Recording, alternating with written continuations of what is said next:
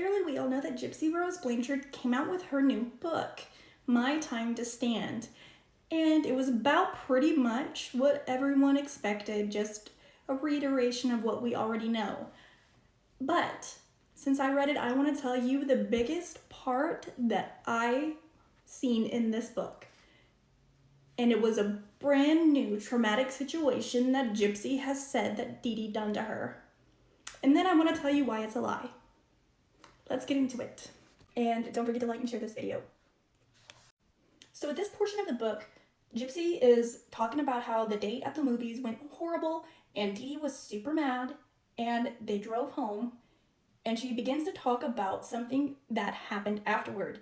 And this is something that we've not really heard before from Gypsy. And I just listen to this. Listen to this. I'll play you some of it. Her anger out on the wheelchair, flinging it inside. "What were you thinking?" she said. I could tell she was seething because she was sighing to catch air, her breathing erratic and heavy. "Are you trying to kill me? You know I'm not well, Gypsy.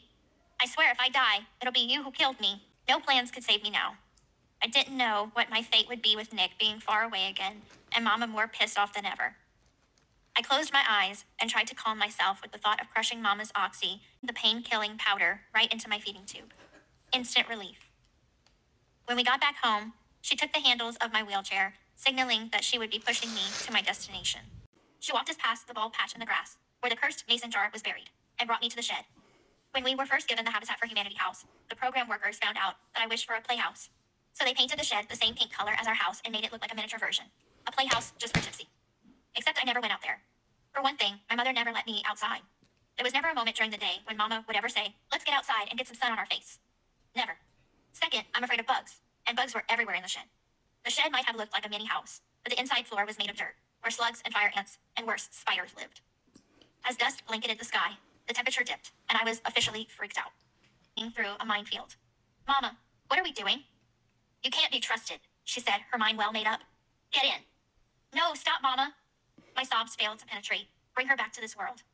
She was somewhere else now, riding a wave of hatred and jealousy, fear and recklessness.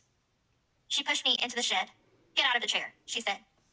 Even alone in the dark out back, where nobody would think to look for us, I transferred myself out of the chair as if my legs really didn't work. I placed myself on the ground, among the big black garbage bags full of shoplifted garments, tears spilling onto the dirt. My stomach turns over when I play this moment back in my mind. I could have used the chair to bust right past her. She clearly didn't want to leave me alone in the shed with my wheelchair, in case I'd use it as a tool to break down the door. But I wonder if I would have done that at all. I look back at that little girl whose mind had been bent by a lifetime of indoctrination, and see she wouldn't have fought back. Or maybe I was just too close to the cursed mason jar, where the spell still held power. Gypsy will never be happy. She will never be free. She took an about face and walked out, slamming the shed door behind her. "Mama, don't just leave me in here. Mama, the spiders." The angry clanks of the padlock were her only response.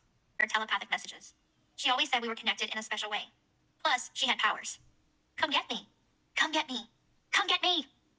After ripping open one of the bags to find warm clothes, I finally fell asleep.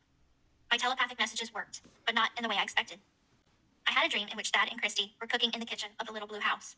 I was my age, but my body was childlike. I sat on the floor teasing my two cats with feather toys, but they turned into my brother and sister, Dylan and Mia.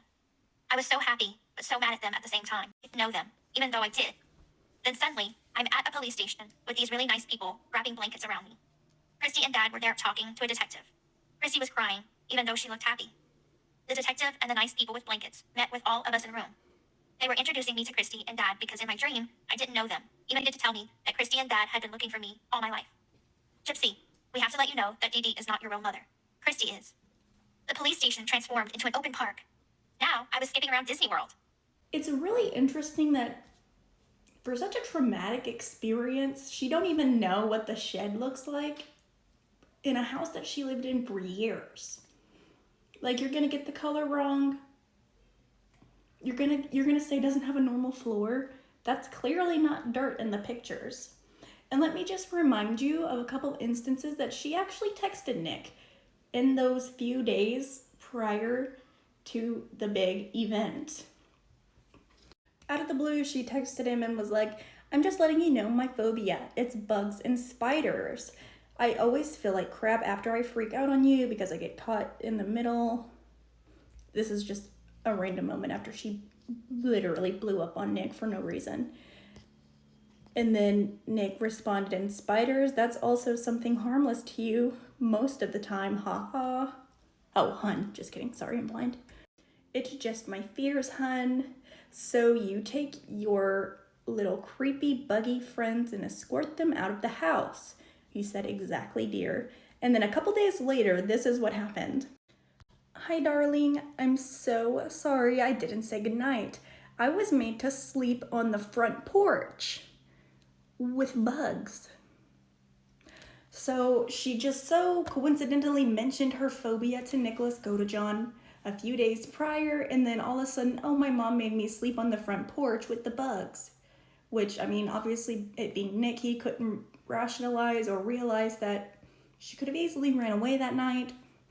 But now all of a sudden, she's switching the story and making it to where she was locked in the shed overnight, sleeping on the dirt with her biggest fear of bugs and slugs and spiders.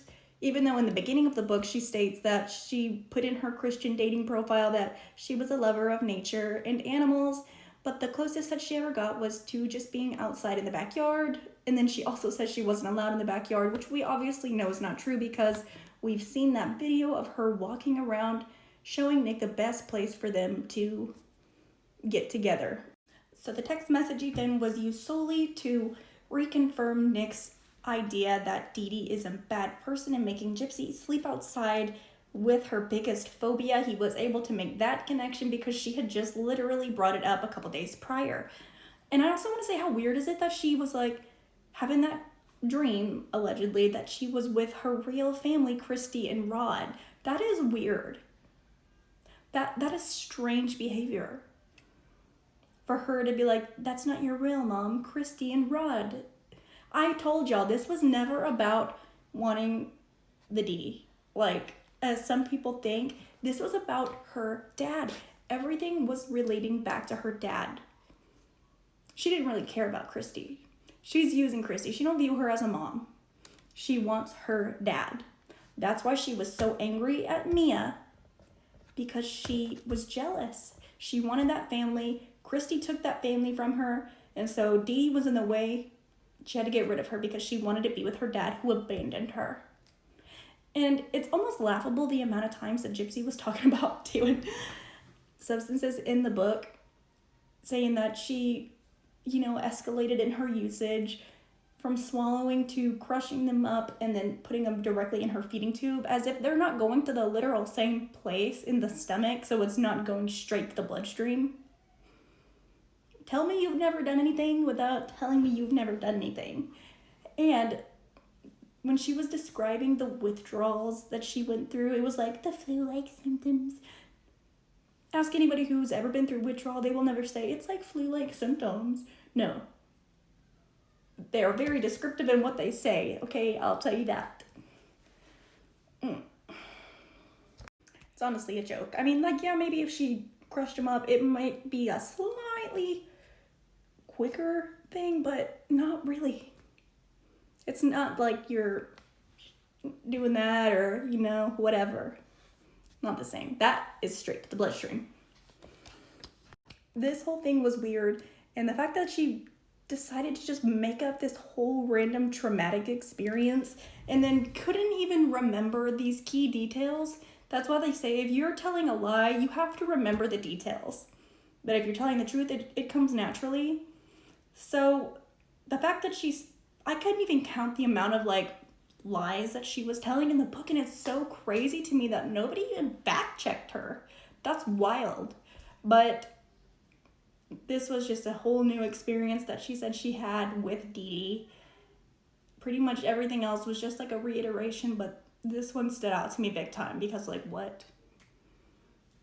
Let me know what you guys think down in the comments, and if y'all want any more videos about her book, because I did listen to all of it. But yeah, let me know what you guys think down below. Don't forget to like and share this video and hit the follow button. I will see you guys later.